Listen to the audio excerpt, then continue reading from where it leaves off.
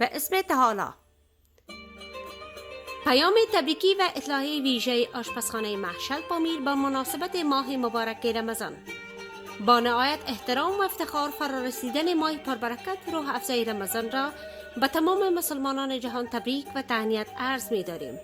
این ماه مبارک فرصتی هست برای نیایش خالصانه و تقرب به درگاه الهی، ماهی که صفرای رحمت الهی گسترده و درهای خیر و برکت برای بندگان گشوده می شود.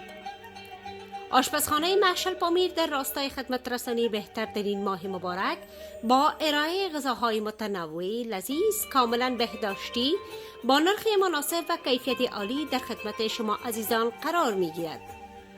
خدمات ویژه ما در رمضان: سرویسدهی ویژه برای افطاری و سحری، سفارش گروهی برای محافل مذهبی، ختم قرآن عظیم الشان و محافل خوشی شما، همکاری با اشخاص خیر و نیکوکار مقیم کشور و خارج از کشور در تهیه و توزیع غذا برای مستمندان و مستحقان.